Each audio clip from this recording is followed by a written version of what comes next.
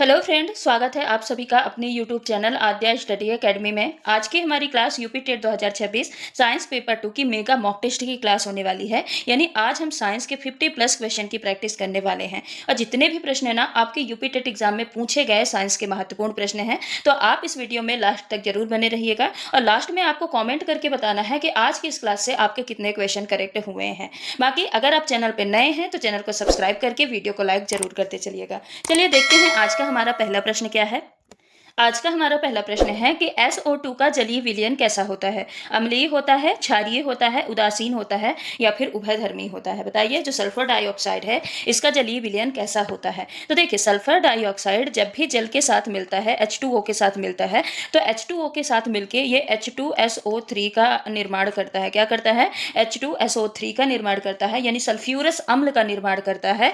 तो सल्फ्यूरस अम्ल के निर्माण की वजह से SO2 के जलीय विलयन की प्रकृति कैसी होती है? अम्लीय होती है। तो इस प्रश्न का करेक्ट आंसर क्या हो जाएगा? ऑप्शन नंबर फर्स्ट हो जाएगा। अगला प्रश्न है, केंद्रक के अलावा किस कोशिकीय अंगक में डीएनए होता है? राइबोसोम में, गोल्जी कॉम्प्लेक्स में, माइटोकॉन्ड्रिया में या फिर लाइसोसोम में? देखिए एक तो डीएनए, केंद्रक में डीएनए प्रेजेंट होता है, उसके अलावा जिन कोशिकांग में डीएनए प्रेजेंट होता है और डीएनए के साथ साथ क्या प्रेजेंट हो? आरएनए प्रेजेंट हो। आरएनए के साथ साथ वो कुछ न कुछ प्रोटीन का निर्माण कर सके और प्रोटीन के निर्माण के साथ साथ वो क्या कर सकें? विभाजन कर सकें, सेल डिवीजन कर सकें, यानी अपने अपना विभाजन कर सकें। तो अगर ये चार क्वालिटी किसी भी कोशिका में मौजूद होती है तो वह कोशिका कैसी कोशिका कहलाती हैं? अर्ध स्वायत्त यानी सेमी ऑटोनोमस कोशिकांग कहलाते हैं। तो अब इनमें कौन से कोशिकांग है जिनमें डीएनए प्रेजेंट होता है, आरएनए प्रेजेंट होता है, प्रोटीन का वो कुछ ना कुछ प्रोटीन का निर्माण कर सकते हैं और अपना विभाजन भी कर सकते हैं।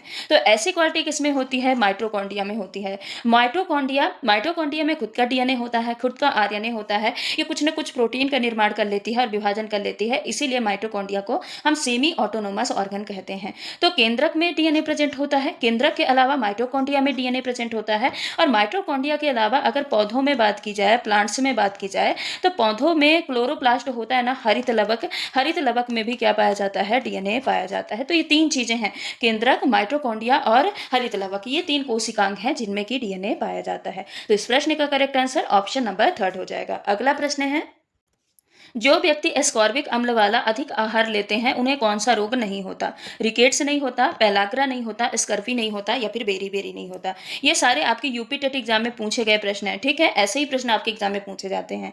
तो जो व्यक्ति एस्कॉर्बिक अम्ल वाला अधिक आहार लेता है, अब एस्कॉर्बिक अम्ल किसका नाम होता है?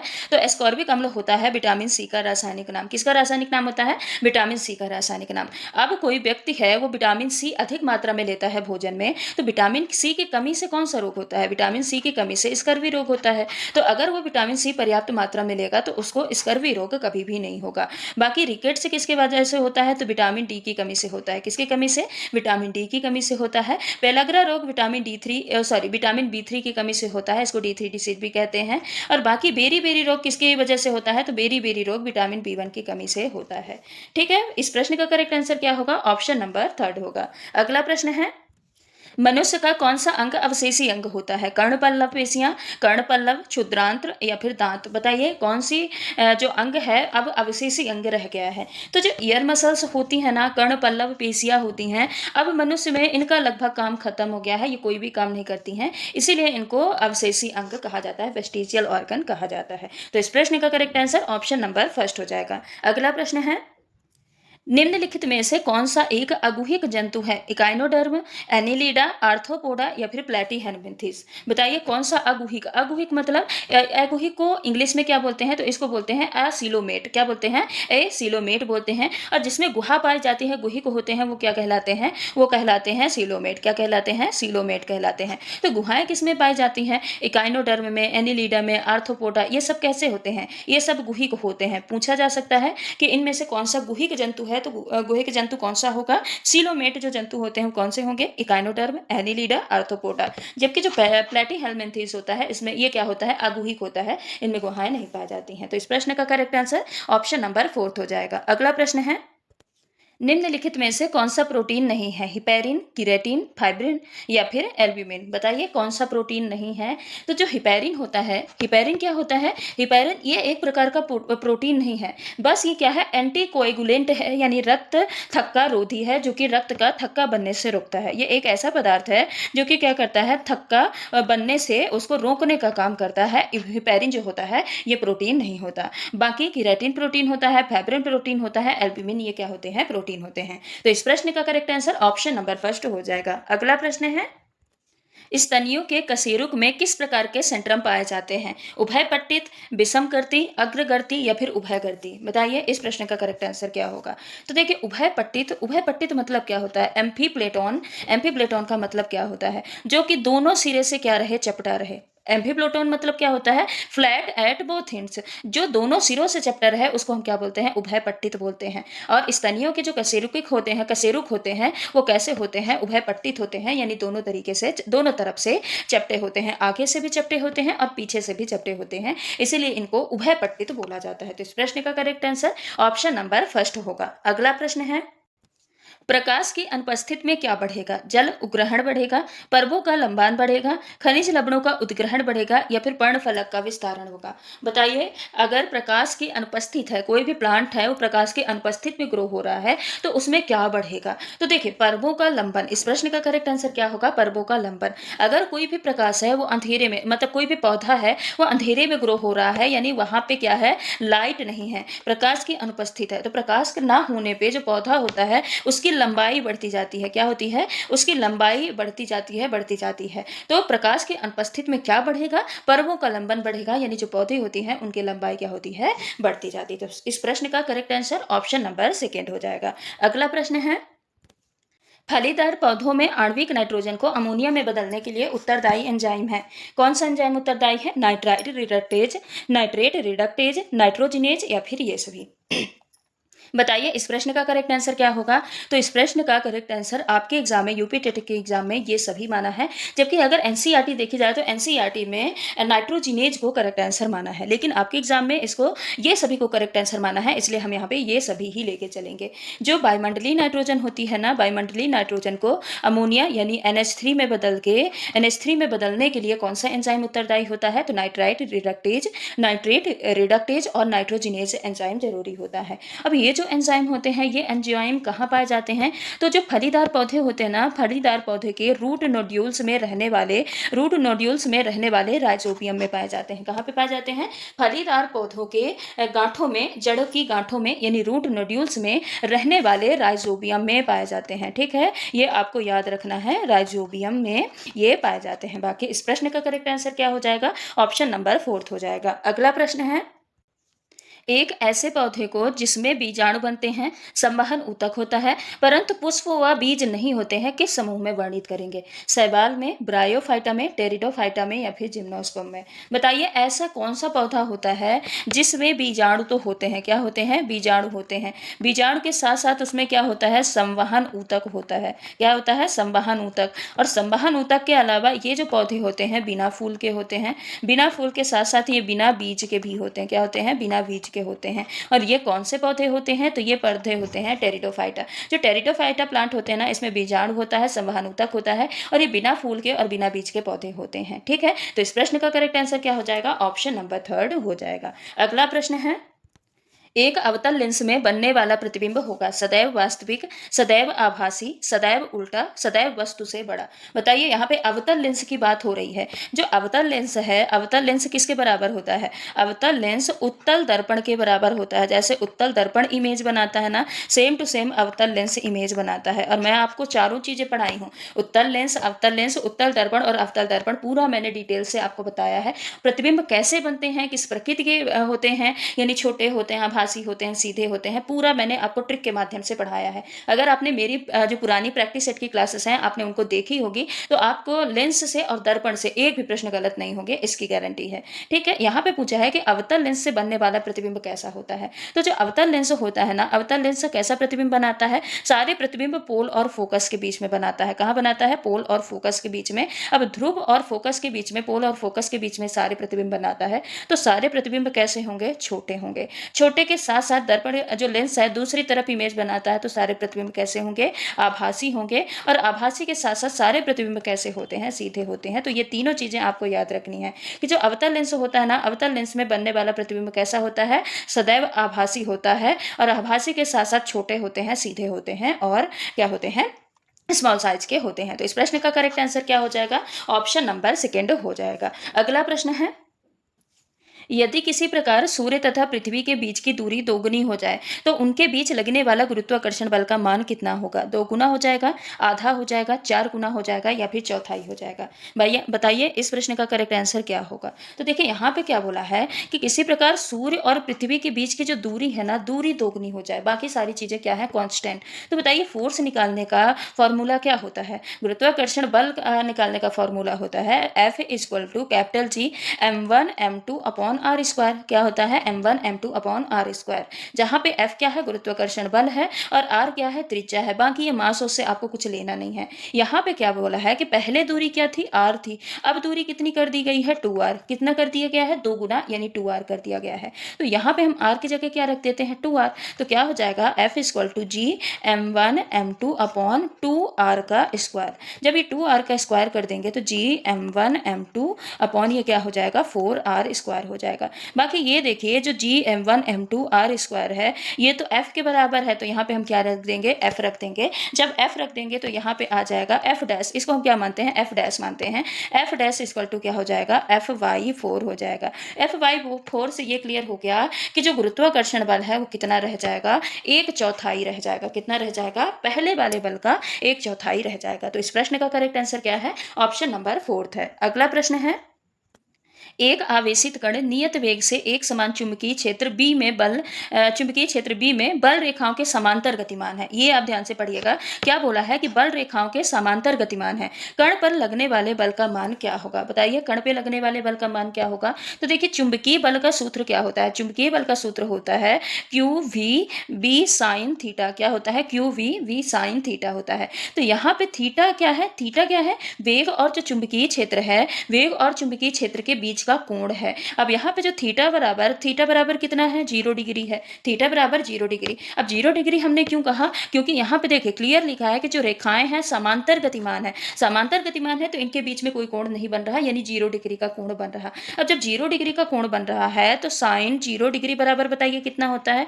साइन 0 डिग्री बराबर होता है 0। तो यहाँ पे हम साइन थीटा की जगह पे क्या रख देंगे, 0। तो ये क्या हो जाएगा, F equal to QVB sine theta की जगह पे क्या रख देंगे, 0 रख देंगे। तो जब ये 0 से मल्टीप्लाई हो जाएगा तो F इक्वल टू क्या आ जाएगा, 0 आ जाएगा। यानी कुल मिला के अगर एक आवेशित कण नियत वेग से एक समान चुंबकीय क्षेत्र में B में बल रेखाओं के समांतर गतिमान है तो कण पे जो लगने वाला बल है वो क्या होगा, 0 होगा। यानी इस प्रश्न का करेक्ट आंसर ऑप्शन नंबर 3 हो जाएगा। अगला प्रश्न है, रेखीय प्रसार गुणांक, क्षेत्रीय प्रसार गुणांक तथा आयतन प्रसार गुणांक में संबंध क्या होना चाहिए, 1:2:3, 2:3:1, 3:1:2 या फिर 1:3:2। बताइए इस प्रश्न का करेक्ट आंसर क्या होगा। तो जो रेखीय प्रसार गुणांक है, रेखीय प्रसार गुणांक को क्या लिखे, अल्फा, और जो क्षेत्रीय प्रसार गुणांक है इसको हम लिखे बीटा, और जो आयतन प्रसार गुणांक है इसको हम क्या लिखे, लैम्डा। तो अल्फा बीटा लैम्डा का जो अनुपात है, इनका अनुपात का संबंध क्या होता है, 1:2:3। क्या होता है, 1:2:3 होता है। तो इस प्रश्न का करेक्ट आंसर क्या है, ऑप्शन नंबर 1 है। अगला प्रश्न है, कोई विलयन लाल लिटमस को नीला कर देता है तो इसका पीएच मान संभवतः होगा, 1 होगा, 4 होगा, 7 होगा या फिर 10 होगा। बताइए इनका पीएच मान क्या होगा। तो मान लीजिए जैसे कोई विलयन है, वो क्या कर रहा है, लाल लिटमस को नीला कर रहा है। अब लाल लिटमस को नीला कौन करता है, क्षार करता है। कौन करता है, क्षार करता है। वहीं पे अगर नीलों को लाल बोला होता कि नीले लिटमस को लाल कर रहा, तब अम्ल होता।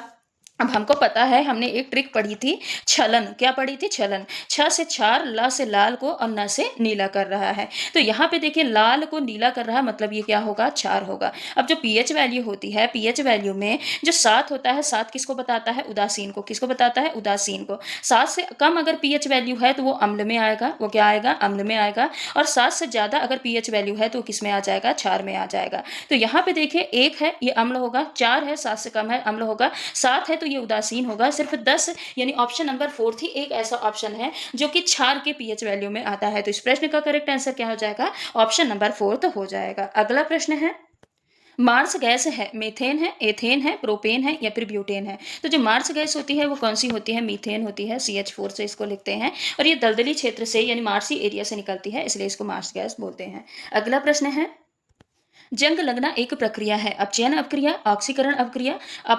अपचयोचय अपक्रिया या फिर विस्थापन अपक्रिया? बताइए, जो जंग लगने की अपक्रिया है ये कौन सी अपक्रिया होती है? तो जंग लगना कब होता है? जंग कब लगता है? जब आयरन यानी जो लोहा है, लोहा ऑक्सीजन के संपर्क में आएगा और नमी के संपर्क में आएगा। तो लोहा जब ऑक्सीजन और नमी के संपर्क में आके क्या बनाता है? आयरन ऑक्साइड बनाता है। क्या बनाता है? Iron oxide. इसी को हम क्या बोलते हैं? जंग बोलते हैं। तो जंग लगने में यहाँ पे देखिए, जो लोहा है वो ऑक्सीजन जोड़ रहा है, अपने में क्या कर रहा है? ऑक्सीजन जोड़ रहा। और ऑक्सीजन जोड़ने की प्रक्रिया क्या कहलाती है? ऑक्सीकरण क्रिया कहलाती है। तो इस प्रश्न का करेक्ट आंसर क्या हो जाएगा? ऑप्शन नंबर सेकंड हो जाएगा। अगला प्रश्न है, पेट्रोलियम का शुद्धिकरण किया जाता है सरल आसवन द्वारा, प्रभाजी आसवन द्वारा, भाप आसवन द्वारा या फिर निर्वात आसवन द्वारा?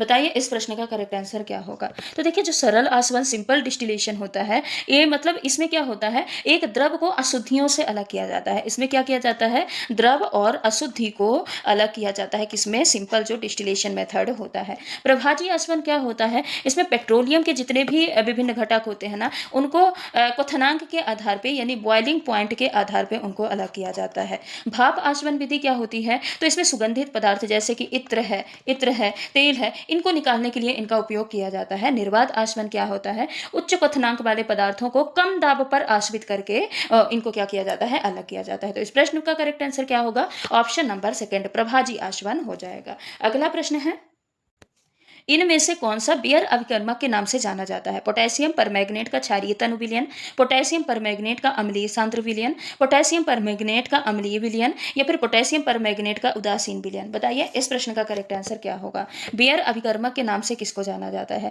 तो देखिए, जो अम्लीय पोटेशियम परमैंगनेट का अम्लीय सांद्र विलयन है, इसको हम कैसे लिखते हैं? KMnO4 का अम्लीय सांद्र विलयन। ये क्या कहलाता है? ये प्रबल ऑक्सीकारक कहलाता है। क्या कहलाता है? प्रबल ऑक्सीकारक कहलाता है। वहीं पे जो अम्लीय KMnO4 होता है यानी अम्लीय पोटेशियम परमैंगनेट होता है, ये क्या होता है? ऑक्सीकरण अवक्रिया में इसका उपयोग किया जाता है। जो ऑक्सीडेशन प्रोसेस होती है ना, ऑक्सीडेशन प्रोसेस में इसका उपयोग किया जाता है। और बाकी जो उदासीन वाला पोटेशियम परमैंगनेट है, ये सामान्य ऑक्सीकारक के रूप में उपयोग किया जाता है। लेकिन पोटेशियम परमैंगनेट का जो क्षारीय तनु विलयन होता है ना, ये किसमें किया जाता है? ये बेयर अभिकर्मक के नाम से जाना जाता है। किस नाम से जाना जाता है? बेयर अभिकर्मक के नाम से जाना जाता है। तो इस प्रश्न का correct answer option number first हो जाएगा। अगला प्रश्न है, पृथ्वी के चुंबकीय क्षेत्र का ऊर्ध्वाधर घटक शून्य होता है चुंबकीय ध्रुवों पर, भौगोलिक ध्रुवों पर, प्रत्येक स्थान पर या फिर चुंबकीय निरक्ष पर? बताइए, इस प्रश्न का करेक्ट आंसर क्या होगा? तो देखिए, अगर चुंबकीय ध्रुवों की बात की जाए तो चुंबकीय ध्रुव पर यानी मैग्नेटिक पोल्स पर जो ऊर्ध्वाधर घटक होते हैं ना, वो क्या होते हैं? अधिकतम होते हैं।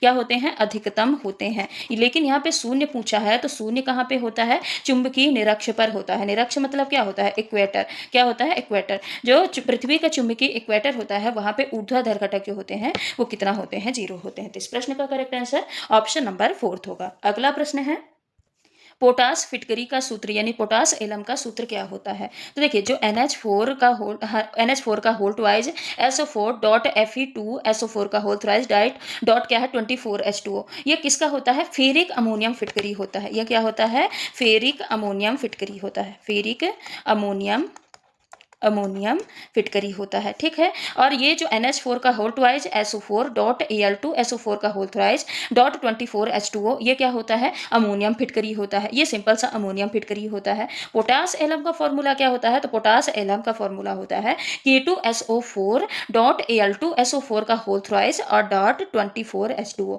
ये किसका फॉर्मूला होता है? ये होता है पोटास एलम का फॉर्मूला। बाकी ये जो है K2SO4 और Cr2SO4 का होल थ्राइज डॉट 24H2O, ये क्रोम फिटकरी का फॉर्मूला होता है। किसका फॉर्मूला होता है? क्रोम फिटकरी का फॉर्मूला होता है। तो इस प्रश्न का करेक्ट आंसर क्या होगा? ऑप्शन नंबर 3 होगा। अगला प्रश्न है, चींटी के डंक में अम्ल होता है, हंक नहीं, यहाँ पे क्या होगा? डंक में। और यहाँ पे क्या होगा? Ascorbic acid. क्या होगा? Ascorbic acid. ठीक है, एस्कॉर्बिक अम्ल।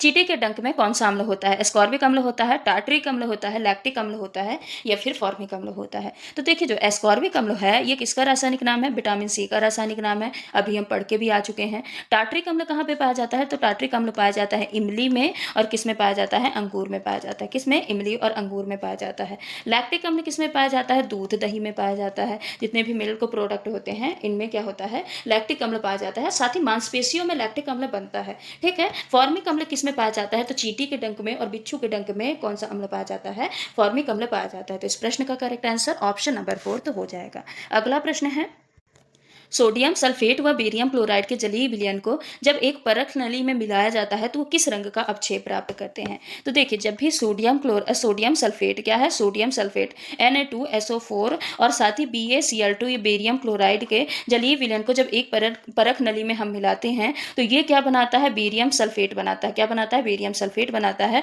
और 2NaCl यानी जो सोडियम क्लोराइड है इसका निर्माण करता है। तो ये जो बेरियम सल्फेट होता है ना, ये बेरियम सल्फेट क्या बनाता है? ये एक प्रकार का सफेद अवक्षेप बनाता है। क्या बनाता है? सफेद अवक्षेप बनाता है। तो इस प्रश्न का correct answer option number second हो जाएगा। अगला प्रश्न है, निम्न में से कौन सा न्यूनतम अपक्रियाशील है? आयरन, कॉपर, सिल्वर एवं गोल्ड। बताइए इनमें से कौन सा न्यूनतम अपक्रियाशील है? अगर सर्वाधिक पूछा जाए तो सर्वाधिक क्या होते हैं? सोडियम, पोटेशियम, ये सर्वाधिक अपक्रियाशील होते हैं। लेकिन यहाँ पे न्यूनतम पूछा गया है तो इन चारों में अगर हम अपक्रियाशीलता श्रेणी का क्रम देखें तो जो आयरन होता है ना, आयरन सबसे ज्यादा अपक्रियाशील होता है, फिर कॉपर अपक्रियाशील होता है, फिर जो आपका सिल्वर होता है Ag वो अपक्रियाशील होता है, फिर जाके लास्ट में सबसे कम अपक्रियाशील क्या होता है? गोल्ड होता है। तो इस प्रश्न का करेक्ट आंसर क्या होगा? ऑप्शन नंबर 4 तो गोल्ड हो जाएगा। अगला प्रश्न है, कोयले के भंजक आचमन से क्या नहीं प्राप्त होता है? कोल गैस, पेट्रोलियम, अमोनियम द्रव या फिर कोलतार। बताइए कोयले के भंजक आसवन से कौन सी चीज है जो प्राप्त नहीं की जाती है? तो जब कोयले का भंजक आसवन होता है ना, तो कोयले के भंजक आसवन से कोक प्राप्त किया जाता है, कोल गैस प्राप्त किया जाता है, और कोल गैस के अलावा कोल तार प्राप्त किया जाता है, कोल तार प्राप्त किया जाता है, और अमोनियम द्रव प्राप्त किया जाता है। क्या प्राप्त किया जाता है? अमोनियम द्रव। तो ये वो चीजें हैं जो कि कोयले के भंजक आसवन से प्राप्त की जाती हैं। तो कोल गैस तो प्राप्त किया जाता है, अमोनियम द्रव भी प्राप्त किया जाता है, कोल तार भी प्राप्त किया जाता है, लेकिन कोयले के भंजक आसवन से पेट्रोलियम नहीं प्राप्त किया जाता है। तो इस प्रश्न का correct answer option number second होगा। अगला प्रश्न है, पौधे में एधा का मुख्य कार्य है खाद्य पदार्थों का स्थानांतरण, टूटे फूटे की मरम्मत करना, जल का स्थानांतरण करना या वाष्पोत्सर्जन में सहायता। जो पौधों में एधा है, एधा का मुख्य कार्य क्या है? तो जब भी आप एनसीईआरटी पढ़ेंगे तो एनसीईआरटी में दो चीज आपको मिलेगा, एक मिलेगा एधा, एक क्या मिलेगा? एक मिलेगा एधा और दूसरा मिलेगा काष्ठ। दूसरा क्या मिलेगा? काष्ठ। तो जो एधा होता है, एधा किसके लिए यूज किया जाता है? तो एधा यूज किया जाता है फ्लोएम के लिए। किसके लिए? फ्लोएम को बोला जाता है। जबकि जो काष्ठ है, काष्ठ किसको बोला जाता है? जाइलम को बोला जाता है। तो हम सभी को पता है जो फ्लोएम होते हैं ये क्या होते हैं? फ्लोएम और जाइलम संवहनी ऊतक होते हैं प्लांट में, ये संवहन का काम करते हैं। जो फास्ट से फ्लोएम और फास्ट से फूड, जो फ्लोएम होता है ये फूड का ट्रांसपोर्ट करने का काम करता है, फूड को स्थानांतरित करने का काम करता है। वहीं पर जो जाइलम होता है तो जल से जाइलम और जल से जल, तो जो जाइलम होता है वो जल के ट्रांसपोर्टेशन का काम करता है। तो यहाँ पे एधा पूछा है, एधा मतलब फ्लोएम, और फ्लोएम क्या करता है? खाद्य पदार्थों का स्थानांतरण करता है। इसलिए इस प्रश्न का correct answer option number first हो जाएगा। अगला प्रश्न है, कार्बन का वह स्थायी अपर रूप जिसे अभी हाल ही में खोजा गया है। बताइए C16, C60, C20 या फिर C56। कार्बन के वो कौन से स्थायी अपर रूप हैं जिसको अभी हाल ही में खोजा गया है? तो कार्बन के अपर रूप कौन कौन से हैं? एक है हीरा, दूसरा है ग्रेफाइट, क्या है? दूसरा है ग्रेफाइट, और तीसरा क्या है? फुलरीन। तीसरा क्या है? फुलरीन। जो फुलरीन है ना, इसको अभी हाल ही में ये नया खोजा गया कार्बन का अपरूप है, और फुलरीन को हम लिखते क्या है? फुलरीन को हम लिखते हैं C60। तो इस प्रश्न का correct answer option number second C60 हो जाएगा। अगला प्रश्न है, निम्न में से कौन सा उभयधर्मी ऑक्साइड होता है? उभयधर्मी मतलब क्या होता है? ना कि वो क्षारीय हो ना ही वो अम्लीय हो। तो SnO2, CaO, SiO2 या फिर CO2 कार्बन डाइऑक्साइड। बताइए कैल्शियम ऑक्साइड होता है कि कार्बन डाइऑक्साइड होता है कि SnO2 होता है, सिलिकॉन ऑक्साइड होता है? बताइए जो उभयधर्मी ऑक्साइड कौन सा होता है? तो यहाँ पे देखिए जो CaO होता है ये कैसा होता है? क्षारीय ऑक्साइड होता है। कैसा होता है? क्षारीय नेचर का होता है। SiO2 ये क्या होता है? अम्लीय ऑक्साइड होता है। क्या होता है? अम्लीय ऑक्साइड होता है। CO2 क्या होता है? ये भी अम्लीय ऑक्साइड होता है। लेकिन जो SnO2 होता है ना, ये क्या होता है? एम्फोटेरिक यानी उभयधर्मी ऑक्साइड होता है। तो इस प्रश्न का correct answer option number first हो जाएगा। अगला प्रश्न है, फाइकस में परागण होता है कीटों द्वारा, वायु द्वारा, जल द्वारा या फिर चिड़ियों द्वारा। बताइए जो फाइकस होता है, फाइकस में परागण किसके द्वारा होता है? तो फाइकस मतलब क्या है? जैसे बरगद, क्या है? बरगद। बरगद के अलावा पीपल, ये क्या है? अब बताइए इनमें, बरगद में, पीपल में किसके द्वारा परागण होता है? तो इनमें विशेष रूप से फिग वास्प जो होता है, क्या होता है? फिग वास्प, इसके द्वारा परागण होता है। और ये किस में आता है? तो ये आता है कीटों में। तो फाइकस में परागण किसके द्वारा होता है? कीटों के द्वारा होता है, वायु द्वारा, जल द्वारा या चिड़ियों द्वारा नहीं होता। तो इस प्रश्न का correct answer option number first हो जाएगा। अगला प्रश्न है, स्तनधारियों में कौन सा अंग श्वसन में सहायक नहीं होता है? पसलियां, उदर पेशियां, डायफ्राम या फिर लैरिंक्स। बताइए इन स्तनधारियों में कौन सा अंग है जो कि रेस्पिरेशन में सहायक नहीं है? यहाँ पे नहीं पूछा है। तो देखिए जो रिप्स होती हैं, पसलियां होती हैं, ये श्वसन में सहायक होती हैं। जब हम सांस अंदर लेते हैं तो ये फैलती हैं, और जब हम बाहर छोड़ते हैं तो ये क्या होती हैं? सिकुड़ती हैं। तो पसलियां तो सहायक होती हैं। बाकी जो एब्डोमेन मसल्स होती हैं, जब हम फोर्सफुली वायु अंदर लेते हैं, यानी बलपूर्वक, अगर जब हम बलपूर्वक सांस को अंदर लेते हैं तो बलपूर्वक सांस अंदर लेने में उस टाइम पे जो उदर पेशियां होती हैं, एब्डोमिनल मसल्स होती हैं, ये सहायता करती हैं। बाकी डायफ्राम, ये तो श्वसन की मुख्य पेशी है ही, जो मुख्य पेशी है ये कौन सी है? डायफ्राम होती है। लेकिन जो लैरिंक्स होता है, लैरिंक्स क्या करता है? ये वॉइस उत्पन्न करता है, यानी साउंड, ये ध्वनि उत्पन्न करता है। ये श्वसन में सहायक नहीं होता है। यहाँ पे नहीं पूछा है, इसीलिए इस प्रश्न का करेक्ट आंसर ऑप्शन नंबर 4 हो जाएगा। अगला प्रश्न है, थ्रोम्बोप्लास्टिन कहाँ से रक्त स्कंदन के लिए प्राप्त होता है? लाल रक्त कणिका, प्लेटलेट्स, मोनोसाइट्स या फिर लिम्फोसाइट्स। बताइए जो थ्रोम्बोप्लास्टिन है ये कहाँ से प्राप्त होता है? तो लाल रक्त कणिका यानी आरबीसी जो होती हैं, आरबीसी क्या करती हैं? ये ऑक्सीजन के ट्रांसपोर्ट का काम करती हैं। इनमें हीमोग्लोबिन होता है जो कि ऑक्सीजन से जुड़ के ऑक्सीजन को परिवहन करता है पूरे बॉडी में। वहीं पे जो मोनोसाइट्स होते हैं, मोनोसाइट्स क्या करते हैं? रोग प्रतिरोधक क्षमता प्रदान करते हैं। क्या करते हैं? रोग प्रतिरोधक क्षमता प्रदान करने का काम करते हैं। लिम्फोसाइट क्या करता है? लिम्फोसाइट भी इम्यूनिटी देता है। क्या करता है? इम्यूनिटी देने का काम करता है। जो प्रतिरक्षा है, प्रतिरक्षा का कार्य करता है। लेकिन जो प्लेटलेट्स होते हैं, प्लेटलेट्स ये थ्रोम्बोप्लास्टिन को छोड़ती हैं। थ्रोम्बोप्लास्टिन क्या करता है? ये रक्त के थक्के में सहायक होता है, ब्लड क्लॉटिंग में क्या करता है? सहायता करता है। तो इस प्रश्न का करेक्ट आंसर क्या हो जाएगा? ऑप्शन नंबर सेकेंड, प्लेटलेट्स हो जाएगा। अगला प्रश्न है, एंट अमीबा हिस्टोलिटिका से होने वाले रोग का नाम क्या है? मलेरिया, पेचिस, टाइफाइड या फिर पीलिया। बताइए कौन सा एंट अमीबा हिस्टोलिटिका से होने वाला रोग है? तो देखिए मलेरिया किसके कारण होता है? प्लाज्मोडियम के कारण होता है। किसके कारण होता है? प्लाज्मोडियम के कारण होता है। पेचिस जो होता है ये किसके कारण होता है? एंट अमीबा हिस्टोलिटिका के कारण होता है। तो इस प्रश्न का correct answer option number second हो जाएगा। बाकी टाइफाइड किसके कारण होता है? तो साल्मोनेला टाइफी के कारण होता है। साल्मोनेला टाइफी के कारण टाइफाइड होता है। और पीलिया किसके कारण? ये हेपेटाइटिस के कारण होने वाला एक रोग है। ठीक है, तो यहाँ पे एंट अमीबा हिस्टोलिटिका पूछा था, तो इस प्रश्न का correct answer option number second हो जाएगा। अगला प्रश्न है, बीमारी फैलाने वाले एजेंट को क्या कहते हैं? सिक्रेटिन, प्रोलैक्टिन, एमाइलेज या फिर पैथोजन। बताइए जो बीमारी फैलाने वाले एजेंट होते हैं उनको क्या कहा जाता है? तो सिक्रेटिन ये किससे संबंधित है? ये पाचन से संबंधित हार्मोन है। ये क्या है? पाचन से संबंधित हार्मोन है। प्रोलैक्टिन जो होता है ये दूध स्राव से संबंधित हार्मोन है। क्या है? दूध स्राव कराने वाला क्या है? हार्मोन है। वहीं पे एमाइलेज, एमाइलेज ये स्टार्च को पचाने का काम करता है। क्या है? स्टार्च पचाने वाला एक प्रकार का क्या है? एंजाइम है। लेकिन जो पैथोजन होते हैं, पैथोजन क्या है? ये रोग और बीमारी फैलाने वाले कारक होते हैं। अब इसमें क्या आ जाएगा? इसमें वायरस आ जाएगा, इसमें बैक्टीरिया आ जाएगा, इसमें फंगस आ जाएगा। सारे किसके अंतर्गत आते हैं? पैथोजन के अंतर्गत आते हैं। और यही तो प्रश्न में पूछा गया है कि बीमारी फैलाने वाले एजेंट को क्या कहते हैं? तो पैथोजन, यानी ऑप्शन नंबर फोर्थ क्या हो जाएगा? इस प्रश्न का करेक्ट आंसर हो जाएगा। अगला प्रश्न है, खाद्य श्रृंखला में शाकाहारी हैं प्राथमिक उत्पादक, प्राथमिक उपभोक्ता, द्वितीयक उपभोक्ता या फिर अपघटक। बताइए खाद्य श्रृंखला में जो शाकाहारी होते हैं वो किसके अंतर्गत आते हैं? तो प्राथमिक उत्पादक में क्या आ जाएंगे? प्राथमिक उत्पादक में हरे प्लांट आ जाएंगे। जितने भी ग्रीन प्लांट्स हैं, हरे पौधे हैं, किस में आ जाएंगे? प्राथमिक उत्पादक में आ जाएंगे। जो प्राथमिक उपभोक्ता है इसमें कौन से आते हैं? शाकाहारी। इसमें क्या आते हैं? शाकाहारी आएंगे, जो कि इस प्रश्न का करेक्ट आंसर भी है। उसके बाद द्वितीयक उपभोक्ता में कौन से आएंगे? जो शाकाहारी को खाते हैं। कौन से? मांसाहारी द्वितीयक उपभोक्ता में आ जाएंगे। और अपघटक में बैक्टीरिया वगैरह आ जाते हैं, कवक है, फंगस, बैक्टीरिया, ये सब किस में आ जाते हैं? ये अपघटक में आ जाते हैं, जो कि डिकम्पोज करने का काम करते हैं। ठीक है, तो इस प्रश्न का करेक्ट आंसर क्या होगा? इस प्रश्न का correct answer option number second होगा। प्राथमिक उपभोक्ता किस में आते हैं? यानी प्राथमिक उपभोक्ता किनको कहा जाता है? तो जितने भी शाकाहारी जीव होते हैं उनको प्राथमिक उपभोक्ता कहा जाता है। अगला प्रश्न है, शैवाल और कवक के परस्पर सहयोग से बने सहजीवी पौधे हैं। फ्यूनेरिया, लाइकेन, मर्केंसिया या फिर रिक्सिया। बताइए शैवाल और कवक के परस्पर सहयोग से जो बने सहजीवी पौधे हैं वो कौन से होते हैं। तो इस प्रश्न का करेक्ट आंसर तो क्या होगा, इस प्रश्न का correct answer option number second lichen हो जाएगा। लाइकेन शैवाल और कवक का सहजीवी संबंध होता है, जिसमें जो शैवाल होता है, शैवाल क्या करता है, फोटोसिंथेसिस करके भोजन प्रदान करने का काम करता है। क्या करता है, भोजन देता है। वहीं पे जो फंगस होता है यानी जो कवक होता है, फंगस क्या करता है, तो ये आश्रय देता है। क्या करता है, शैवाल को आश्रय देता है, छांव प्रदान करता है या फिर रहने के लिए घर देता है। ठीक है, तो इन दोनों के सहजीवन को हम क्या बोलते हैं, लाइकेन बोलते हैं। फ्यूनेरिया क्या होते हैं, ये मॉस होता है, एक प्रकार का काई होता है, मॉस होता है। और मार्केंसिया और रिक्सिया क्या होते हैं, लिवरवर्ट है। क्या है, ये लिवरवर्ट है। तो इस प्रश्न का करेक्ट आंसर क्या होगा, ऑप्शन नंबर सेकंड होगा। अगला प्रश्न है, जमीन के अंदर रहने वाले जंतुओं को सुरक्षित रखा जा सकता है।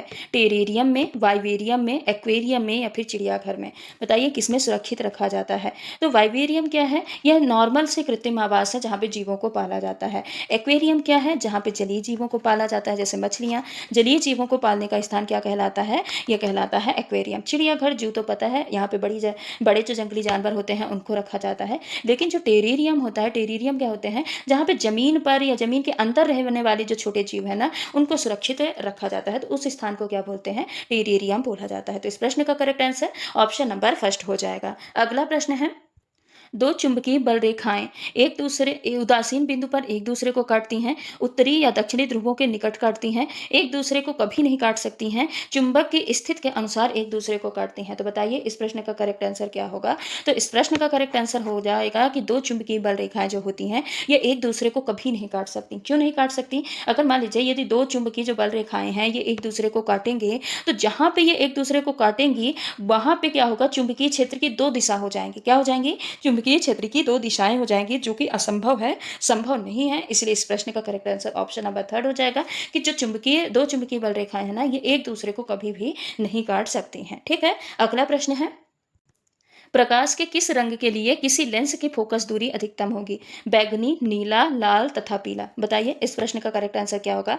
तो देखिए जो बैगनी होता है ना, बैगनी में अधिकतम अपवर्तन होता है। क्या होता है, अधिकतम अपवर्तन होता है। अब अधिकतम अपवर्तन होगा तो यहाँ पे जो फोकस दूरी होगी वो क्या होगी, कम होगी, न्यूनतम होगी। क्या होगी, न्यूनतम न्यूनतम क्या होगी, फोकस दूरी, न्यूनतम फोकस दूरी होगी। ये किसकी बात है, बैगनी की, जहाँ पे अधिकतम अपवर्तन होगा इसलिए जो फोकस दूरी है वो न्यूनतम होगी। वहीं पे लाल बैगनी से जस्ट अपोजिट होता है, यहाँ पे न्यूनतम अपवर्तन होता है। क्या होता है, न्यूनतम अपवर्तन होता है। और न्यूनतम अपवर्तन होने की वजह से जो इसकी फोकस दूरी होती है, फोकस दूरी क्या होती है, अधिकतम होती है। क्या होती है, फोकस दूरी अधिकतम होती है। तो यही तो प्रश्न में पूछा गया है। तो इस प्रश्न का करेक्ट आंसर क्या हो जाएगा, ऑप्शन नंबर थर्ड हो जाएगा। अगला प्रश्न है, यदि किसी पिंड की गतिज ऊर्जा में 0.1% की वृद्धि होती है तो उसके संवेग में प्रतिशत वृद्धि होगी।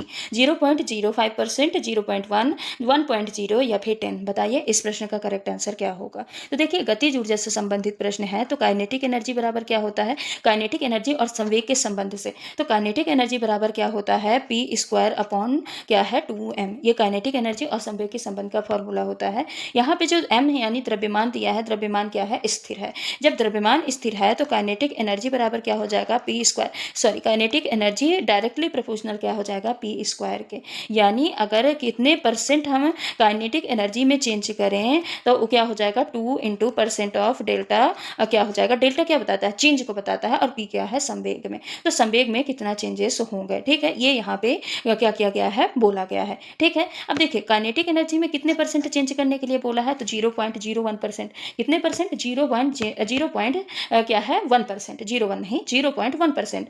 तो अब मान लीजिए कि जब हम काइनेटिक एनर्जी में 0.1% चेंजेस करते हैं तो यहाँ पे परसेंट डेल्टा पी यानी संवेग में कितने का परिवर्तन आएगा, तो 0.1 अपॉन किसके कर देंगे, 2 के, तो आ जाएगा 0.05%। क्या आ जाएगा, 0.05%। तो इस प्रश्न का करेक्ट आंसर क्या होगा, ऑप्शन नंबर फर्स्ट हो जाएगा। अगला प्रश्न है, सामान्य ताप एवं दाब पर ध्वनि की चाल वायु में जो चाल है ध्वनि की वो कितनी है? 332 मीटर पर सेकंड है। अगर दाब को 4 गुना कर दिया जाए तो ध्वनि की चाल कितनी होगी? 166 मीटर पर सेकंड, 332 मीटर पर सेकंड, 664 मीटर पर सेकंड या फिर 1328 मीटर पर सेकंड। बताइए, यहाँ पे दाब को 4 गुना किया गया है। किसको? दाब को।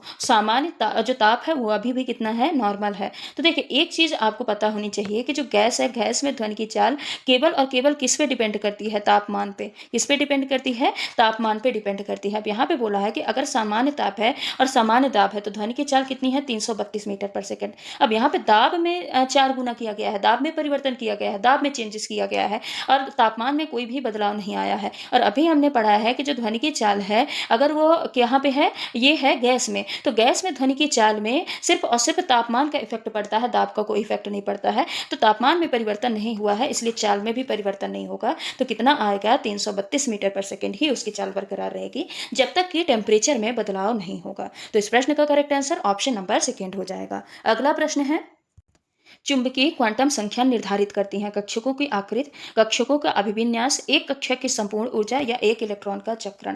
तो देखिए, जो कक्षकों की आकृति है ये एजीमुथल क्वांटम संख्या, जो क्वांटम संख्याएं होती हैं वो 4 प्रकार की होती हैं। ये भी मैंने आपको डिटेल में पढ़ाया और विद ट्रिक पढ़ाया है। ये जो प्रैक्टिस सेट की क्लासेस चल रही थी ना, वहाँ पे पढ़ाया है। तो कक्षकों की आकृति ये एजीमुथल क्वांटम संख्या या कोणीय क्वांटम संख्या निर्धारित करती है, बताती हैं। कक्षकों का, यहाँ पे कक्षक हो जाएगा। कक्षकों का जो अभिविन्यास है, अभिविन्यास कौन बताता है? चुंबकीय क्वांटम संख्या बताता है। अगर संपूर्ण ऊर्जा की बात करें तो संपूर्ण ऊर्जा कौन बताता है? यह मुख्य क्वांटम संख्या बताता है। मुख्य क्वांटम संख्या को हम n से लिखते हैं, चुंबकीय क्वांटम संख्या को हम m से लिखते हैं। जो एजीमुथल क्वांटम संख्या है उसको हम स्मॉल l से लिखते हैं। और जो इलेक्ट्रॉन का चक्रण है, स्पिन है, स्पिन को कौन बताता है? स्पिन क्वांटम संख्या बताता है, जिसको हम स्मॉल s से लिखते हैं। तो इस प्रश्न का करेक्ट आंसर क्या होगा? ऑप्शन नंबर सेकेंड होगा। अगला प्रश्न है, स्कर्वी रोग किसकी कमी के कारण होता है? तो इसको हम अभी पढ़ के आ चुके हैं। विटामिन सी की कमी के कारण स्कर्वी रोग होता है। डी के कारण रिकेट्स होता है। ए के कारण क्या होता है? रतौंधी रोग होता है। और विटामिन के कारण रक्त का थक्का नहीं जमता। तो इस प्रश्न का करेक्ट आंसर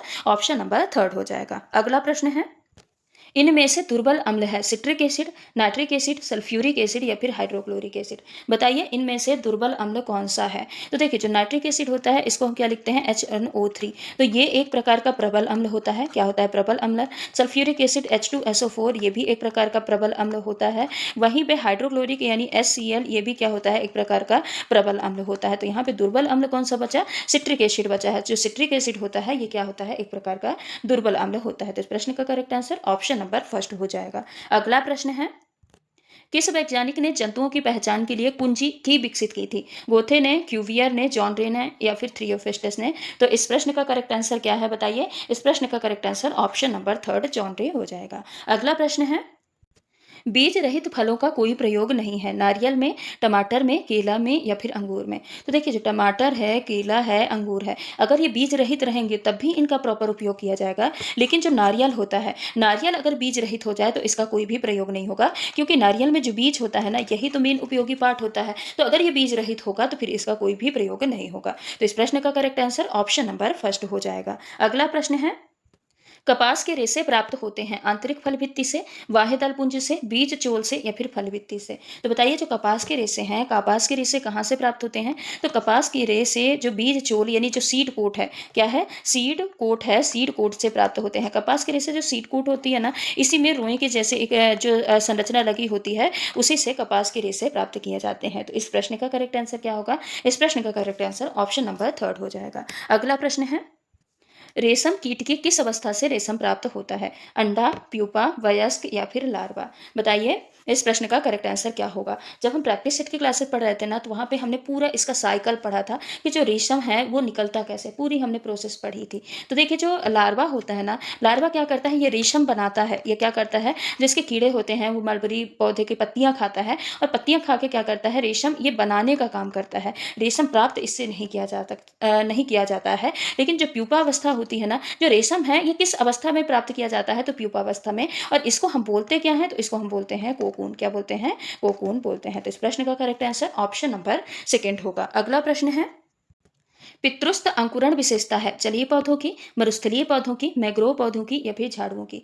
बताइए जो पितृस्थ अंकुरण है ये किसकी विशेषता है? इसको हम क्या बोलते हैं? इसको हम बोलते हैं वीवी पैरी। क्या बोलते हैं? वीवी पैरी। अब जो वीवी पैरी है, वीवी पैरी होता क्या है? तो जब भी जो बीज है वो बीज फल के अंदर ही, यानी जो उसका जो मदर प्लांट होता है, मदर प्लांट में लगे लगे फल के अंदर ही बीज अंकुरित हो जाए।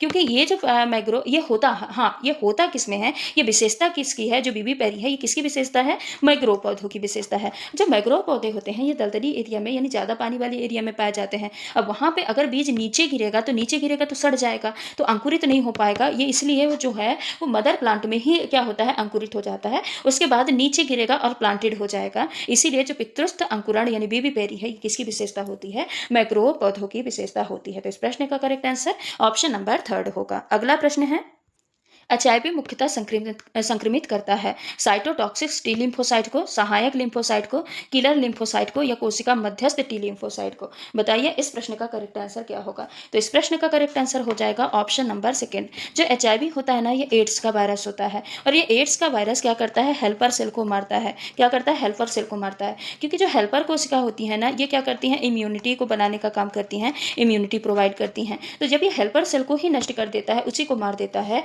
तो जो शरीर की रोगों से लड़ने की क्षमता होती है वो कम हो जाती है। इसीलिए जो एड्स का रोगी होता है ना, इसको छोटी सी भी चोट लग जाती है तो ये बड़ी बीमारी का रूप ले लेती है, क्योंकि उसकी प्रतिरोधक क्षमता ही नहीं होती है। एचआईवी वायरस जो उसका हेल्पर सेल होती है, सहायक लिम्फोसाइट होती है, उसको मार चुका होता है। तो इस प्रश्न का करेक्ट आंसर क्या है? ऑप्शन नंबर 2 है। अगला प्रश्न है, डाउन सिंड्रोम होता है 21वें गुणसूत्र की एक सूत्रता, 21वें गुणसूत्र की 30 सूत्रता, पुरुष में एक अतिरिक्त गुणसूत्र, स्त्रियों में एक अतिरिक्त गुणसूत्र। तो देखिए जो नॉर्मली व्यक्ति होता है, नॉर्मली व्यक्ति में 23 जोड़े गुणसूत्र पाए जाते हैं या फिर 46 क्रोमोसोम पाए जाते हैं। लेकिन जो डाउन सिंड्रोम का व्यक्ति होता है, इसका जो 21वां जोड़ी का गुणसूत्र होता है ना, इसमें 2 की बजाय कितने गुणसूत्र पाए जाते हैं? 3 गुणसूत्र पाए जाते हैं। इसीलिए डाउन सिंड्रोम में क्या होता है? 21वें गुणसूत्र में 30 सूत्रता, यानी यहाँ पे 3 क्रोमोसोम पाए जाते हैं। तो इस प्रश्न का करेक्ट आंसर ऑप्शन नंबर 2 हो जाएगा। अगला प्रश्न है, निम्न में से किस पौधे के रंध्र दिन में बंद है और रात में खुलते हैं? वाटर लिली, कैक्टस, साइकस या फिर ऑर्किड।